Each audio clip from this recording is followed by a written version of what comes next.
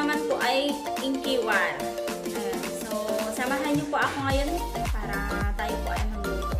Let's go!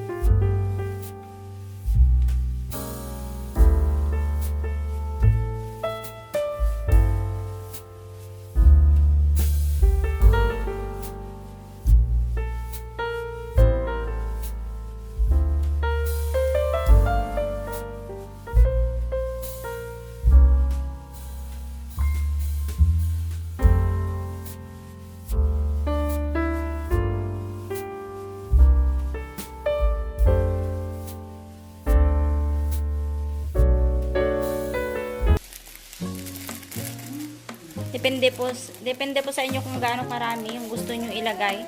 Brown sugar sana yung kailangan, pero walang brown sugar ang nabili. Kaya yan na lang. Okay naman po siya.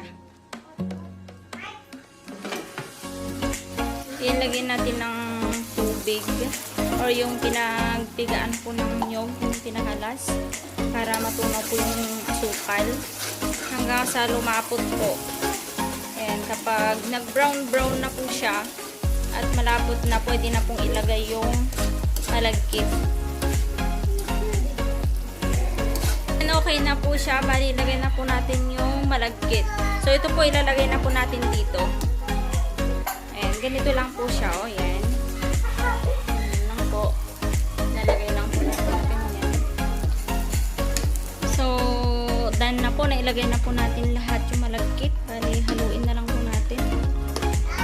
Ayan, malapit na siya. Tapos nag-iingay pa yung baby ko.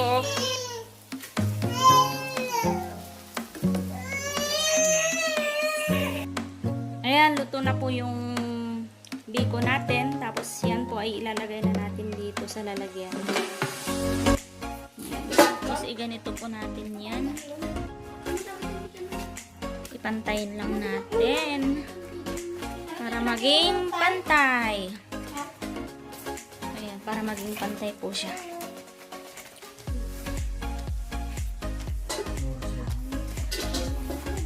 Ilagay na po natin itong latex sa ibabaw niya.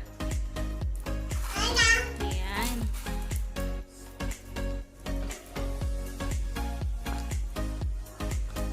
So, ito na po guys yung nagawa kong kakanin. Sa Ilocano po ay inkiwar. Ayan, inkiwar. So, tikman na po natin.